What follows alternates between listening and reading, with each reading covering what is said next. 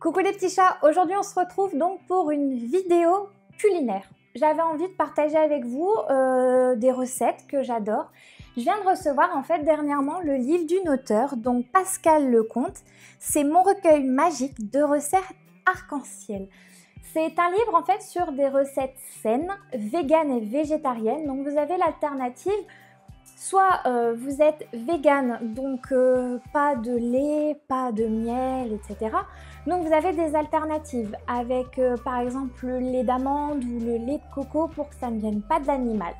Il y a toujours des alternatives et on retrouve aussi donc de temps en temps des petits conseils entre les recettes. Donc qu'elle nous partage voilà, différents conseils. Aujourd'hui, on va faire un crumble, donc normalement à la rhubarbe. Sauf que la rhubarbe tarde un peu et actuellement, j'en ai pas trouvé. Je reviens du marché et donc du coup, j'ai décidé de remanier un petit peu la recette. Je vous explique. Tout d'abord, n'oubliez pas de vous abonner à ma chaîne, de cliquer sur la petite cloche pour avoir les notifications, de me laisser un petit pouce si vous avez aimé celle-ci. Et pourquoi pas de me laisser un commentaire pour me dire si vous le faites avec par exemple d'autres fruits ou si vous avez testé d'autres recettes véganes et végétariennes. Donc dans celui-ci, je vous fais le récapitulatif des aliments. Donc là, je tourne la vidéo où vous voyez bien ma tête et après vous inquiétez pas, vous verrez plus ma tête mais vous verrez que mes mains pour voir tout simplement ce que je fais pendant la recette. Pour celle-ci, je vous remets tous les ingrédients et la recette dans la description. C'est un gâteau donc pour 6 personnes. Il vous faudra 4 pommes d'environ 800 g, 300 g de rhubarbe, 170 g de farine, 120 g de beurre ou de margarine végétale, 120 g de sucre roux et 40 g donc pour saupoudrer. Et une cuillère d'extrait de vanille. Donc au niveau des ingrédients, je vous explique. Donc moi, j'ai remplacé le côté sucré de la pomme par des poires. Et le côté un petit peu acidulé de la rhubarbe par des pommes donc qui ne sont pas sucrées. Voilà, j'ai essayé un petit peu de faire avec les fruits de saison, tant qu'à faire. Et voilà, comme je vous dis, la rhubarbe tarde un petit peu à pointer le bout de son nez. J'ai vu que dans mon jardin, ça commence, mais c'est pas encore ça. Voilà pour la recette. Donc, pour commencer, bien sûr, lavez-vous les mains, attachez vos cheveux, c'est préférable pour éviter d'avoir plein de cheveux dans la recette. Et ensuite, on commence. Donc moi, mes fruits sont déjà lavés et donc il va me rester plus qu'à les éplucher. Et ensuite, donc vous allez devoir les couper.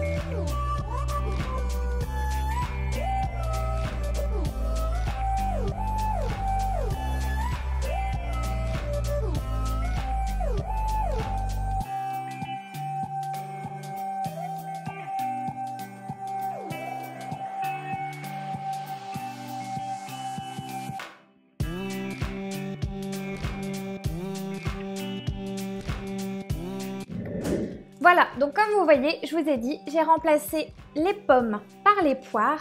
Donc j'aurai besoin de 3 poires. Et pour la rhubarbe, je l'ai remplacée par des pommes. Donc j'ai pris une grosse pomme que j'avais à la maison et 2 petites. Donc il faut des pommes acides pour remplacer ce goût un peu acidulé de la rhubarbe. Maintenant qu'elles ont été correctement épluchées, il ne reste plus qu'à couper des morceaux d'1 cm, de retirer bien sûr les trognons. Et je vous dis à tout de suite!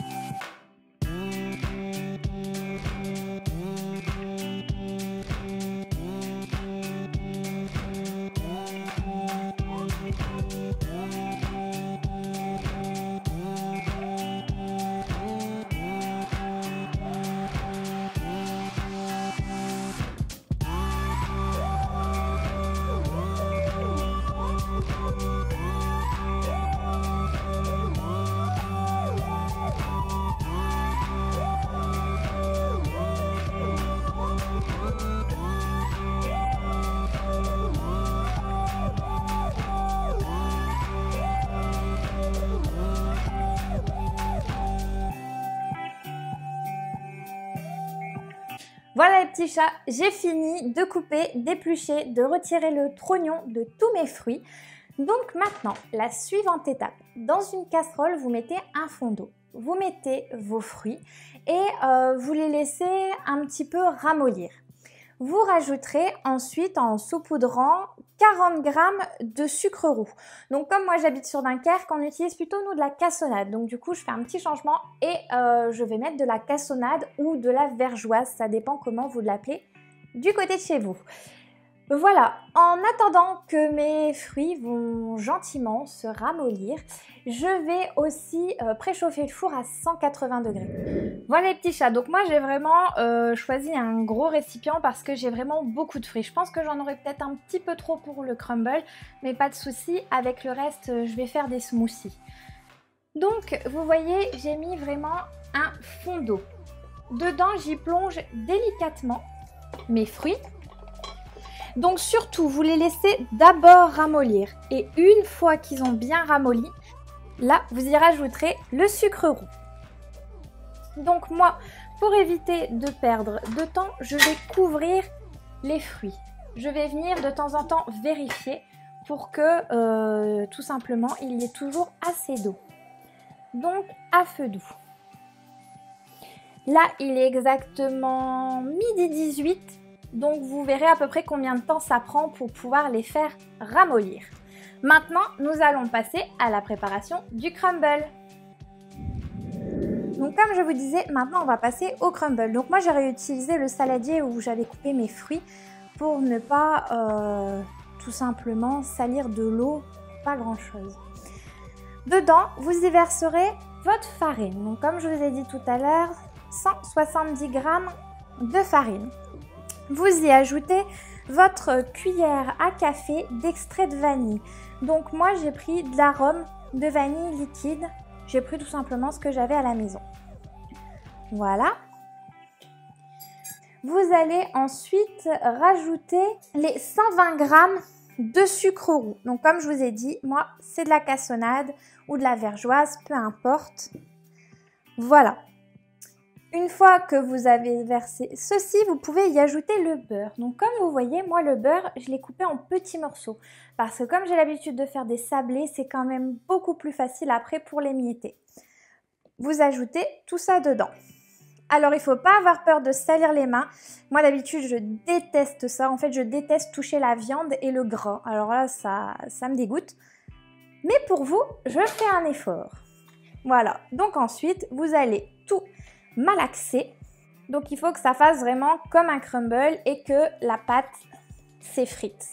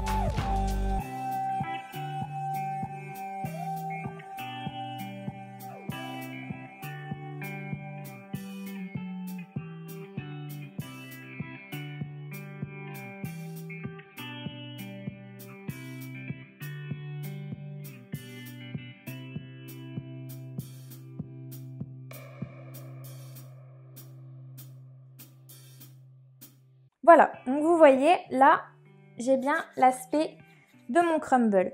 Donc on peut l'arrêter et laisser ça de côté.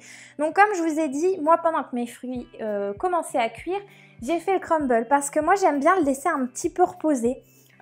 Généralement on nous dit aussi vous pouvez le mettre 1 heure au frigo. Moi je vais pas le mettre au frigo, je vais le laisser tranquillement reposer de son côté et je vais retourner voir mes fruits.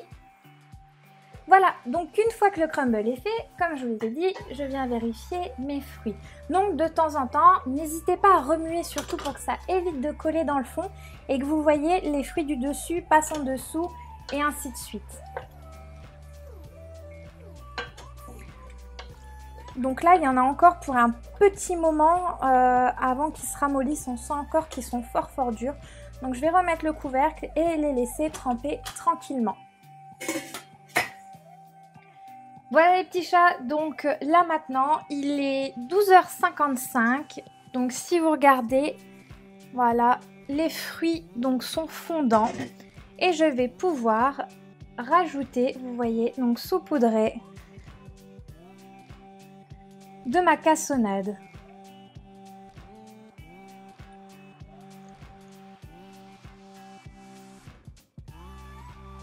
Voilà.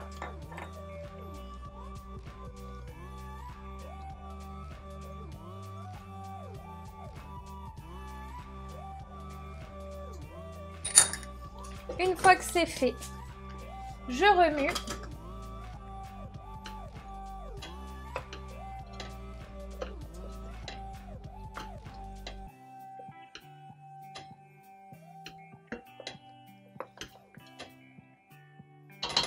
Voilà, je relaisse un tout petit peu pour que le sucre puisse bien rentrer dans le fruit. Voilà les petits chats, donc j'ai dû égoutter un petit peu mes fruits parce qu'ils avaient rendu énormément de jus. Mais donc maintenant, on va pouvoir les disposer dans le plat. Donc, je verse rapidement tous mes fruits.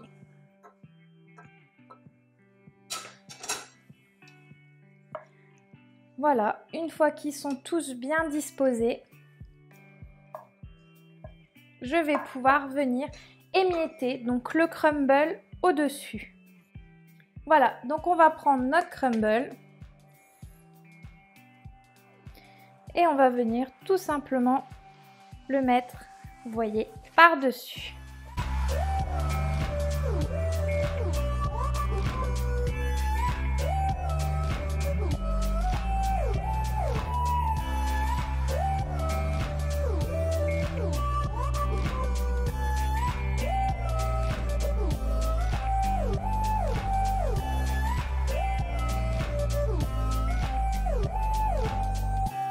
Voilà, donc là, nous avons le résultat avant de mettre au four.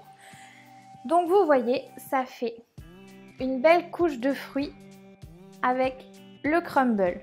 Voilà. Donc une fois que ça c'est fait, nous passons à l'étape suivante où nous devons tout simplement l'enfourner. Alors au niveau, comme je vous l'ai dit, de mon four, je l'ai déjà préchauffé à 180 degrés et il faudra donc le laisser chauffer une quarantaine de minutes. Le crumble, donc vous pouvez le déguster tiède ou froid. On se dit à tout à l'heure pour avoir la version finale du crumble. À tout de suite! Voilà les petits chats, la vidéo touche à sa fin. Je voulais absolument vous montrer après cuisson ce que ça a donné. Donc vous voyez, c'est bien croustillant au-dessus. On voit bien les fruits, donc juste en dessous, que ça fait bien une couche de fruits, une couche de crumble. N'hésitez pas à me dire en commentaire si vous aussi vous avez testé la recette, si vous avez fait des modifications ou des petites variantes au niveau des fruits, rajouter des épices. N'hésitez pas à me le mettre, c'est avec grand plaisir que je vais lire vos idées. Et voilà, j'espère que cette première vidéo culinaire vous a plu. Si vous voyez des améliorations, n'hésitez pas à me le mettre. Je fais comme je pense puisque ce n'est pas vraiment mon domaine.